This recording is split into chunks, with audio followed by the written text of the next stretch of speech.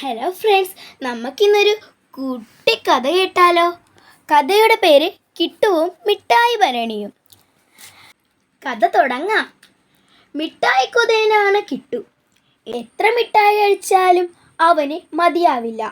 അങ്ങനെ ഒരു ദിവസം ഉച്ചയ്ക്ക് പെട്ടെന്ന് അവന് മിഠായി തിന്നാൻ കൊതി തോന്നി.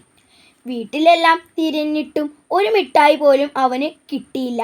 അപ്പോഴാണ് അടുത്തുള്ള സോമൻ ചേട്ടൻ്റെ കടയിലെ മിഠായി ഭരണികളെ കുറിച്ച് കിട്ടു ഓർത്തത്. അവൻ കടയിലേക്ക് ചെന്നു. സോമൻ ചേട്ടൻ കസേരയിൽ ഇരുന്ന് ഉച്ചമയക്കത്തിലായിരുന്നു. കൊതിയൻ കിട്ടുവിൻ്റെ വായിൽ വെള്ളം നിറഞ്ഞു. ഭരണിയിൽ നിന്ന് മിഠായി എടുക്കാം, ആരും അറിയില്ല, അവൻ കരുതി. എന്നിട്ട് ഭരണിയിൽ കൈയിട്ട് കൈ നിറയെ മിഠായി എടുത്തു.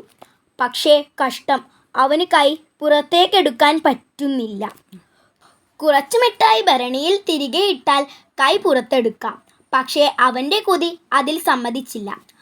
അവൻ കൈ ആഞ്ഞുവലിച്ചതും ഭരണി മറിഞ്ഞു വീണ് പൊട്ടി. ശബ്ദം കേട്ട് സോമൻ ചേട്ടൻ ഞെട്ടിയുണർന്നു. പേടിച്ചുപോയ കിട്ടു മിഠായിയെല്ലാം അവിടെ ഇട്ട് വീട്ടിലേക്ക് ഓടി.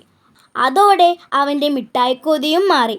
മാത്രമല്ല, മോഷ്ടിക്കുന്നത് തെറ്റാണെന്ന് അവന് ബോധ്യമായി.